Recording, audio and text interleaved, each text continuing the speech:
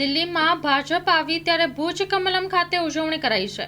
દિલ્હીના ચૂંટણી પરિણામો બદલ ભુજ કચ્છ કમલમ ખાતે ફટાકડા ફોડીને વિજયોત્સવ મનાવવામાં આવી રહ્યો છે। સ્ટોરી રિપોર્ટ બાય દર્શન મહેતા, ભુજ।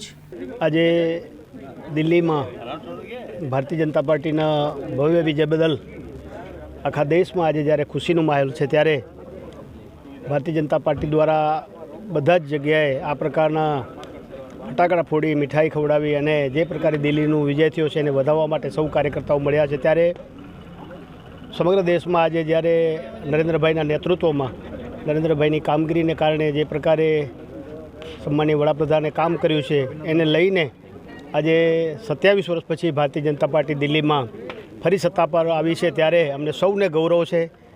મોટી જીતથી 47 સીટો જેવી ભારે બહુમતીથી ભારતીય જનતા પાર્ટી જ્યારે દિલ્હીમાં સરકાર બનાવી રહી છે, ત્યારે સૌ કાર્યકર્તાઓ આજે આનંદમાં છે અને જે પ્રકારે દિલ્હીના લોકોએ સપના જોયા છે એ સપના સાકાર કરવા માટે ભારતીય જનતા પાર્ટીના કાર્યકર્તાઓ પ્રયત્ન કરશે એવું મને લાગે છે।